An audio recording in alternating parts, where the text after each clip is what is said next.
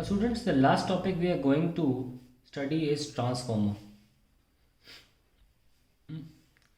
Transformer एक ऐसा invention है जो हमारे फंडामेंटल मिसमैच को सेटिस्फाई करता है। हमारी एक फंडामेंटल इलेक्ट्रिकल मिसमैच है, मतलब मैं बताता हूँ उसका मतलब क्या है। हमारी एक नीड है which is an absolute mismatch. And what is a need? हमारी नीड ये कहती है कि हम एक स्टेशन से यानी कि एक सिटी से दूसरी सिटी पावर ट्रांसफ़र चाहते हैं। हालांकि उस वजह से अगर हमारा करंट बहुत ज़्यादा हुआ, हम चाहते हैं पावर अनडिमिनिश्ड जाए, पावर ए पर जितना है उतना ही पावर बी पर होना चाहिए, यानी कि power E I A V A should be equals to V B I B.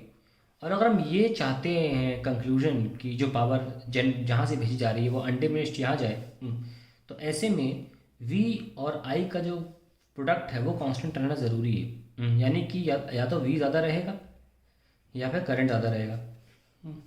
अब क्योंकि पावर लॉस जो होता है वो करंट की स्क्वायर पे डिपेंड करता है, इसलिए हम ये चाहते हैं कि जब हम लंबे डिस्टेंसेस पे पावर ट्रांसफ़र कर रहे हैं तो करंट कम होना चाहिए, और इस वजह से हमारी वोल्टेज हाई होनी चाहिए in long distance transmission. However हम ये बिल्कुल नहीं चाहते कि घरों में ये हायर कनेक्शन, ये हाई वोल्टेज जाए। घर में हम चाहते हैं लो वोल्टेज। तो ये है fundamental mismatch in a need of the voltage, kind of voltage we need.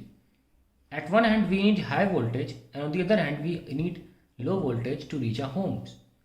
So at one hand we need high voltage during long distance transmission, and on the other hand we need low voltage for useful purpose like a houses.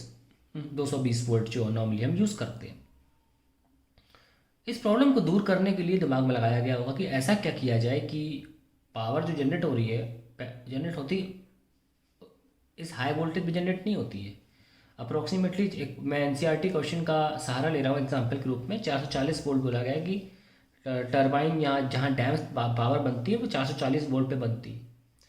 तो पहले उसको हमें उठा के high करना होगा, फिर घर पहुँचने पे से लो करना होगा। तो ये हाई और लो करने के लिए हमें उसको सिस्टम होना चाहिए। दूसरी बात, ये चीज़ आप डायरेक्ट करंट के साथ नहीं कर सकते, इसलिए ऑल्टरनेटिंग करंट का मार्केट बहुत राइज हुआ, जो हमारे टेस्ला ने बनाया था। और एडिसन का मार्केट बहुत बुरी तरह डाउन हुआ था क्योंकि वो सिर्फ डायरेक्ट करंट पे काम करते थे। तो ऑल्टरनेटिंग करंट की पहली यूटिलिटी तो ये थी कि इसको एम्पलीफाई या नीचे गिराया जा सकता है, पर किससे? यहाँ से जनरेट हुआ ट्रांसफॉर्मर।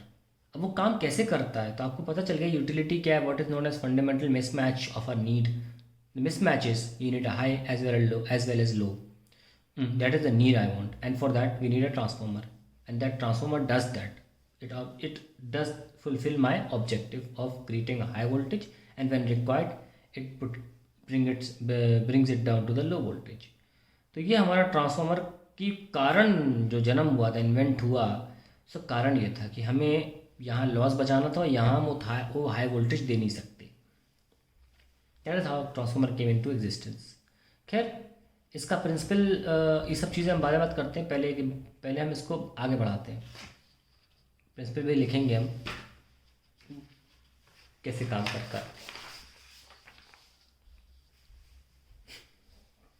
सपोज मैं एक ऑल्टरनेटिंग करंट सोर्स लगा दूं,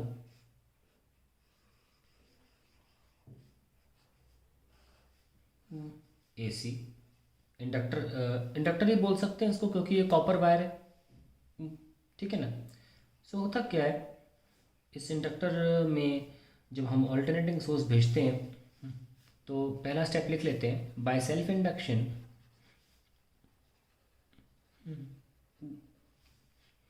N induced current,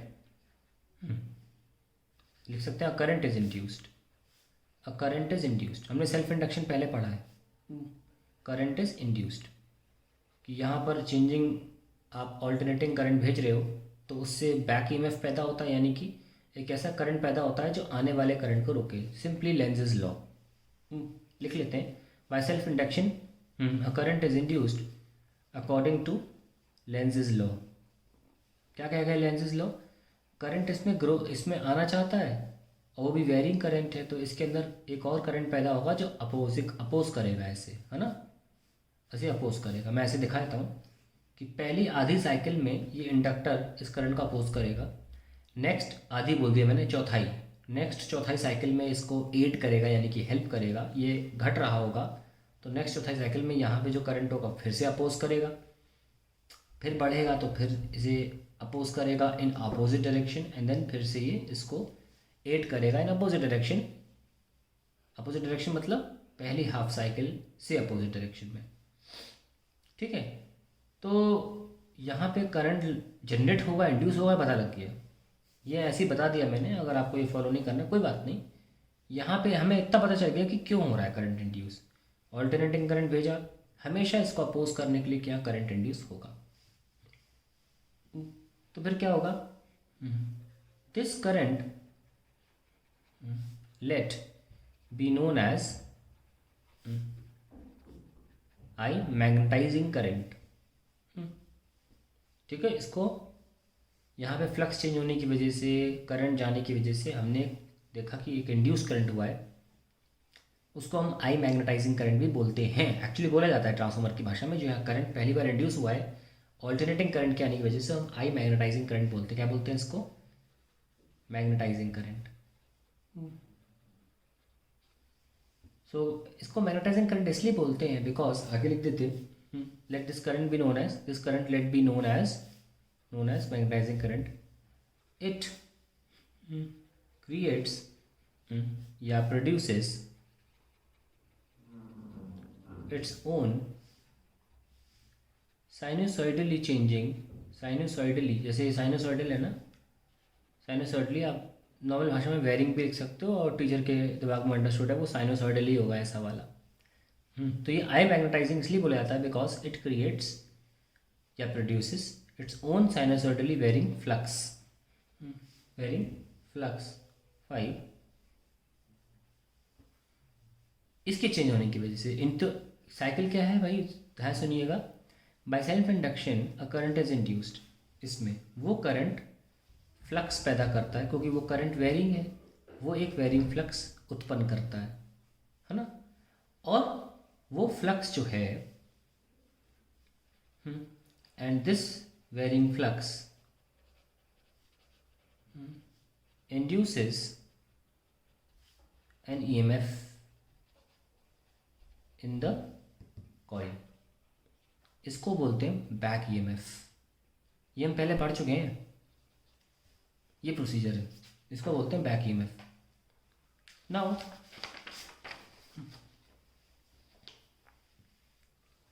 each turn has an EMF equals to minus का d phi by d t. I should write like this, minus का d phi by d t. ये each turn है, each turn, यानी कि मैं अगर इसको एक सेल डायग्राम के अकॉर्डिंग बनाना चाहूँ तो मैं ऐसे बना सकता हूँ। इस टर्न के लिए एक सेल, इस टर्न के लिए दूसरा सेल, इस टर्न के लिए तीसरा सेल, इस टर्न के लिए चौथा सेल, एंड सो ऑन, जितने टर्न्स होंगे, and each turn has a EMF of minus का d phi by d t, minus का d phi by d t. अब क्योंकि करंट यहाँ से आ रहा था तो मैंने भी अपोजिंग के लिए ऐसे बनाया, और करंट क्योंकि प्लस से निकलेगा इसलिए मैंने सेल्स इस तरीके से बनाए हैं। तो each turn has an EMF of minus का d phi by d t. तो टोटल बताइए जितने भी टर्न है ओवरऑल ईएमएफ क्या आएगा, इसको बोलते हैं प्राइमरी में कितना ईएमएफ जनरेट हुआ। जितने भी टर्न्स होंगे, जितने भी सेल्स होंगे, multiply by E, that is minus का N d phi by d t. ये सब तो इस रीजन में जो प्राइमरी हमारा रीजन है, इसमें ये कॉइल लगी, इसको प्राइमरी कॉइल बोल रहे हैं क्योंकि एक और कॉइल सामने आने वाली है। तो हमारे उसमें जो वोल्टेज जनरेट हुआ वो इतना हुआ। और अगर हम इस कॉइल के बाजू में एक और कॉइल रख दें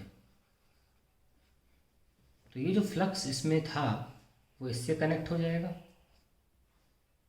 है ना। एक और फ्लक्स होगा जो ऐसे चला जाएगा, ऑब्वियसली यहाँ पे भी होगा, पर यहाँ पे उसके होने ना होने का फ़ायदा नहीं होगा, हम यही काउंट कर रहे हैं। पर जब ऐसा हुआ तो मैं नोटिस किया कि यार काफ़ी फ्लक्स इन छल्लों से होकर नहीं गुजर रहा है। तो जो यहाँ पे ईएमएफ ईच टर्न में था, जो फ्लक्स की वजह से काफ़ी ज़्यादा हो गया था, और हर टर्न में फ्लक्स जो है वो इधर नहीं जा पा रहा था, यहाँ का फ्लक्स पूरा इधर नहीं जा पा रहा था, वो काफ़ी फ्लक्स बाहर से निकल जाता था। इसे बोलते थे लूजिंग फ्लक्स। हम काफ़ी फ्लक्स लूज़ कर रहे हैं, ये एक प्रकार का लॉस है। इसे दूर कैसे करें? तो हम चाहते थे कि सारा का सारा फ्लक्स जो है, जितना भी इसमें, वो सारा इससे भी होकर गुजरे, हम ये चाहते थे। तो क्या किया हमने? हमने एक ऐसा मटेरियल यूज़ किया जिसके आसपास से भी अगर कोई मैग्नेटिक फील्ड निकले तो उसको अपनी तरफ खींच ले, और उसे बोलते थे फेरोमैग्नेटिक मटेरियल। देखिए, बिल्कुल कंस्ट्रक्शन की तरफ लेके जा रहा हूँ मैं। स्टार्टिंग मैंने कैसे बताई? नीड फॉर ट्रांसफॉर्मर, अब need for a core. Ferromagnetic material क्यों आया? क्योंकि फ्लक्स प्रॉपरली लिंक नहीं कर रहा था पहली कॉइल से दूसरी कॉइल में। भाषा सुनिए, फ्लक्स प्रॉपरली लिंक नहीं कर रहा था पहली कॉइल से दूसरी कॉइल में, और इसीलिए हमें एक फेरोमैग्नेटिक मटेरियल लाना पड़ा। और हमने कहा भाई ऐसे काम नहीं हो पाएगा, एक फेरोमैग्नेटिक मटेरियल लाओ, उसका कोर बनाओ, और उस पर लपेट दो तार। हमने उस पर लपेट दिए, ये लीजिए। फिर हमने ऑल्टरनेटिंग करंट दिया, और फिर लपेट देते हैं, ये लीजिए।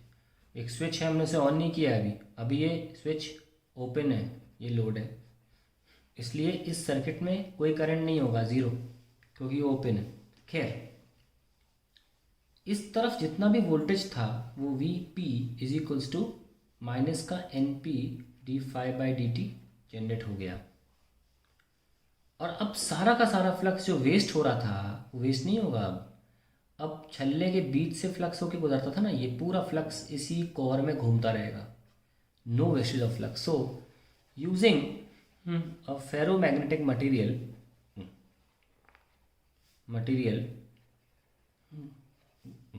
as a core, we prevent any loss in magnetic flux.